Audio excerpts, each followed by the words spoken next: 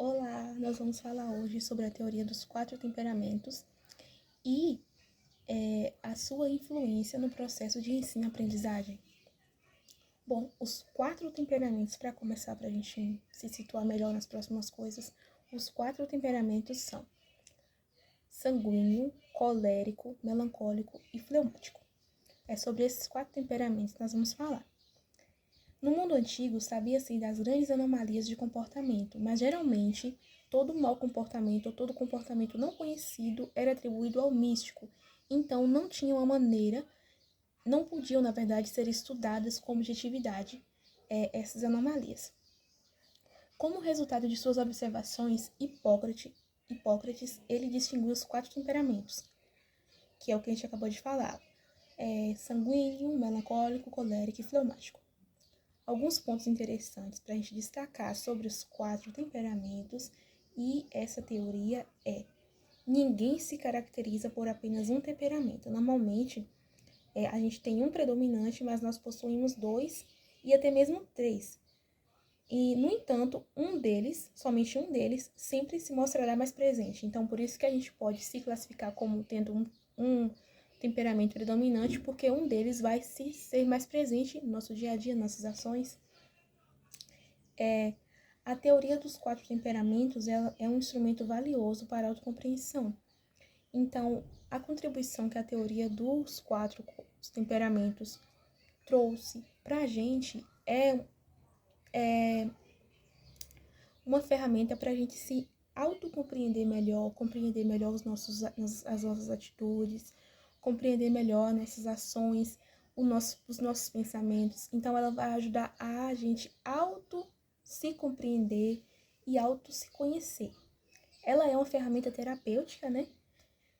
Com os outros ou consigo mesma, ela deve ser usada sempre com flexibilidade e de forma construtiva. Então, a teoria dos 4 temperamentos, ela vem para acrescentar nas nossas vidas e acrescentar na vida do próximo. Ela não vem para ser usada de uma maneira destrutiva, de uma maneira a diminuir, de uma maneira a colocar alguém para baixo por um determinado comportamento. Ela não vem para isso.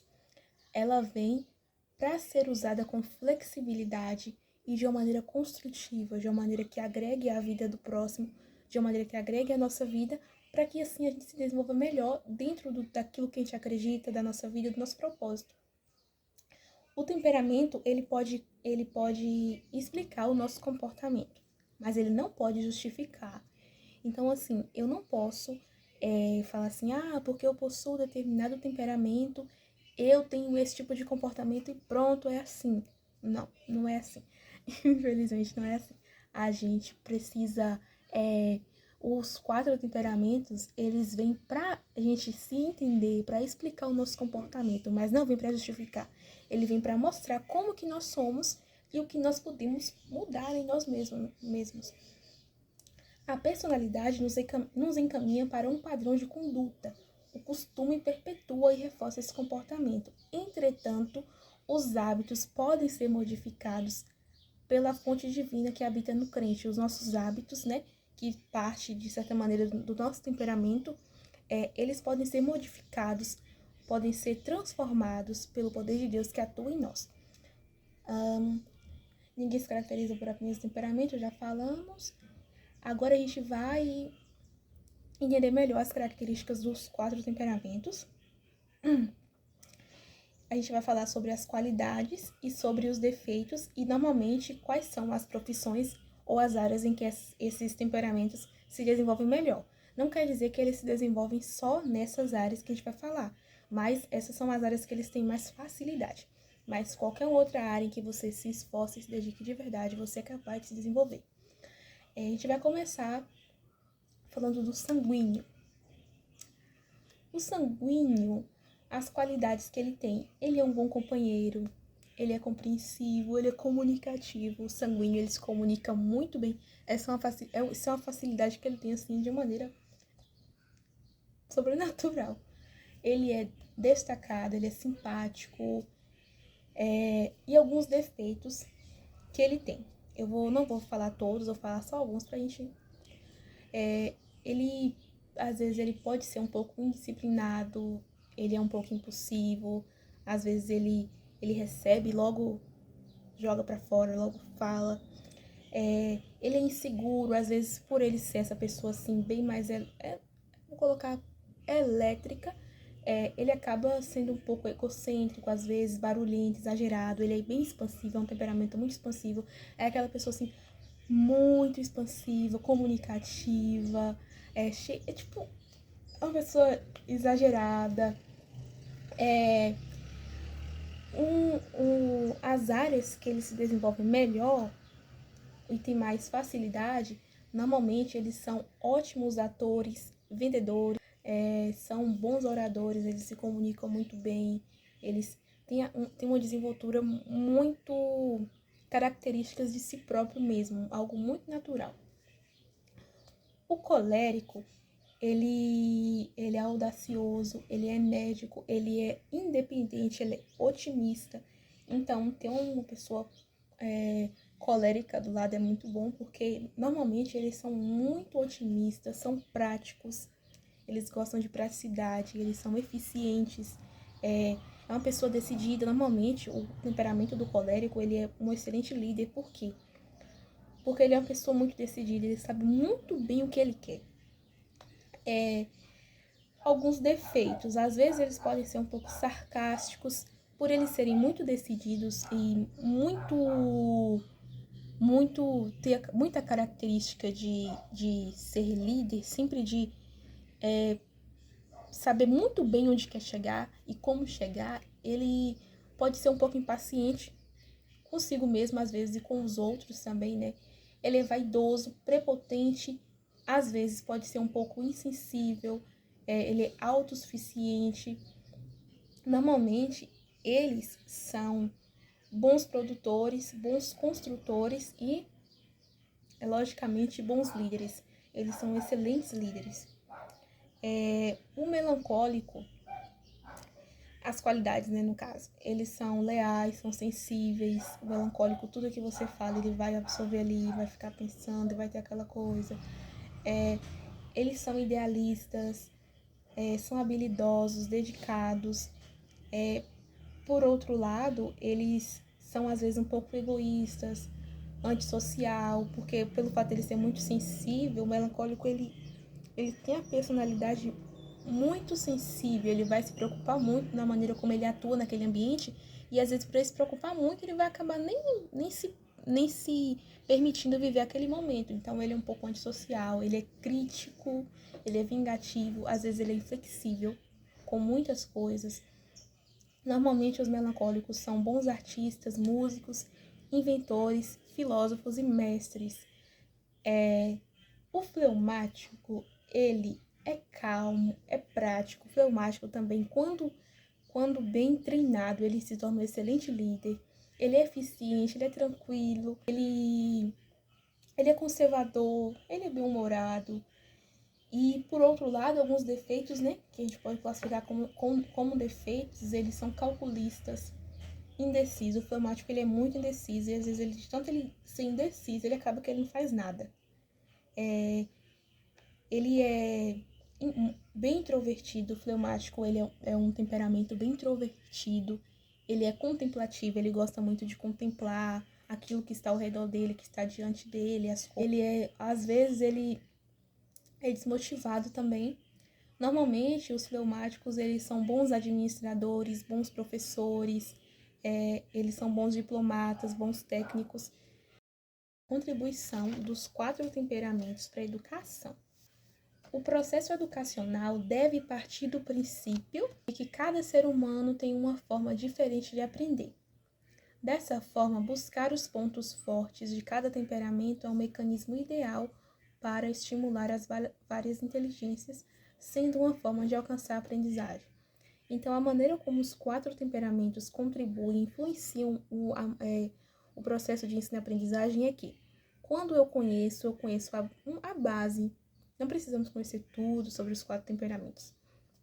Quando a gente conhece a base dos 4 temperamentos e a gente passa a conseguir observar nas pessoas os pontos fortes e os pontos fracos daquela pessoa, as coisas que ela tem mais facilidade e as coisas que ela tem mais dificuldade. Então, quando eu sei que tal pessoa tem dificuldade em determinado assunto ou determinada coisa, eu vou tentar ser mais intencional naquela parte daquela dificuldade daquela pessoa.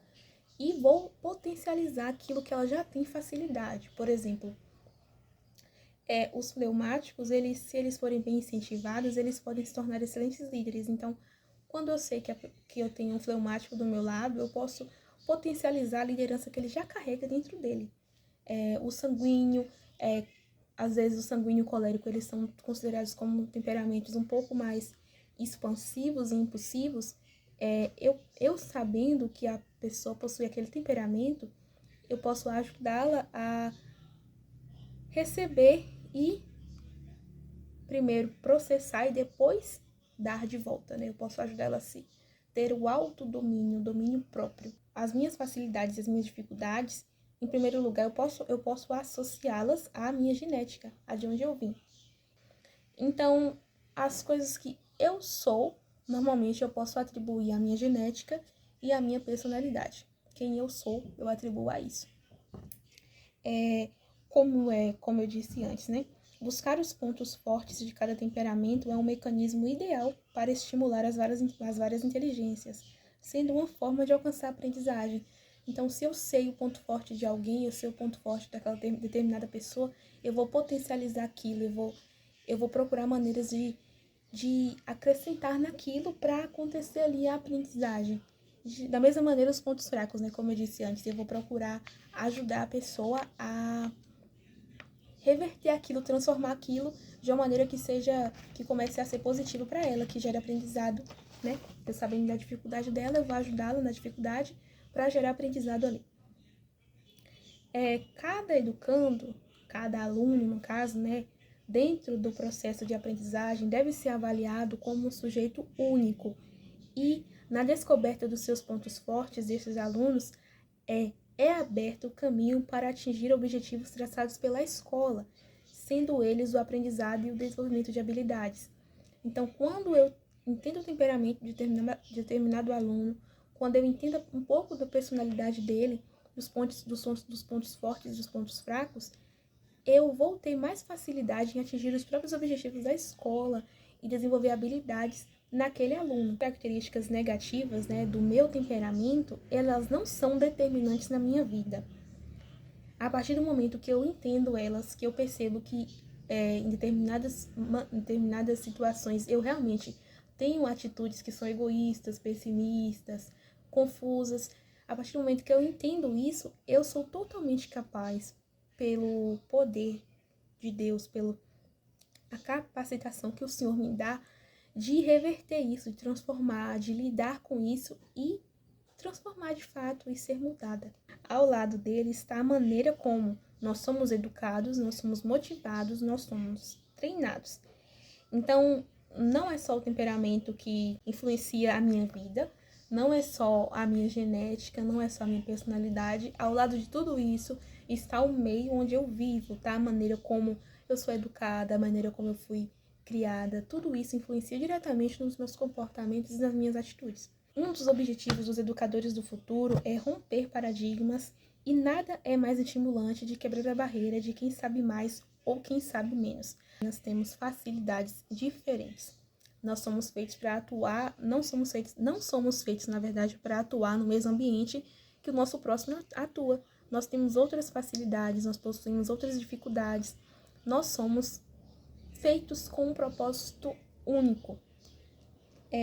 A gente precisa quebrar essa barreira de quem sabe mais ou quem sabe menos. A gente tem que aprender a potencializar aquilo que a gente já tem de bom e transformar aquilo que a gente não tem de tão bom assim, né? Que no caso são os nossos defeitos e as nossas dificuldades. A gente tem plena capacidade de transformá-las para assim cumprir melhor o nosso propósito a qual nós somos chamados. Mas nós precisamos estar cientes que existem sim diferenças entre nós, entre os seres humanos, inclusive nas formas de aprender. Então, eu sou diferente do outro, o outro é diferente de mim, na maneira como eu aprendo, na maneira como eu enxergo o mundo. Então, o temperamento vem para mostrar o que nós temos de bom e o que nós temos de ruim. Então, nós temos que potencializar e buscar sempre expandir aquilo que nós temos de bom, e o que nós temos de ruim, nós temos que buscar a transformar, reverter e tornar aquilo algo bom. reconhecer o que nós somos e sermos transformados para algo bom. A teoria dos 4 temperamentos, eu acredito muito que ela é essencial na educação. Ela é essencial no processo de ensino-aprendizagem. Não que a gente tenha que entender tudo, que não tem como também. Mas a gente entender a base, o básico, vai ajudar tanto o nosso próximo, a quem nós queremos ensinar algo, como pra gente. A gente vai entender nossas dificuldades, nossas facilidades, potencializar aquilo que é bom, reverter aquilo que é ruim. A gente precisa cooperar com o nosso propósito, saber aquilo que a gente tem de bom e correr atrás daquilo com muita vontade, com muita força de vontade mesmo, e saber aquilo que a gente tem de ruim, procurar melhorar naquilo, de verdade, todo o nosso coração, procurar melhora naquilo. E o temperamento vem para isso, para me mostrar que eu sou capaz de potencializar as coisas boas que eu tenho em mim e reverter aquilo que é ruim, né? Melhorar aquilo que é ruim, controlar aquilo que é ruim. E essa é a maneira como ele influencia no processo de ensino e aprendizagem, que é quando eu entendo, quando eu compreendo o meu próximo, eu vou saber como ajudá-lo, eu vou saber quais são os pontos fortes e os pontos fracos dele e saber como ajudá-lo de uma maneira melhor e mais efetiva, mais intencional.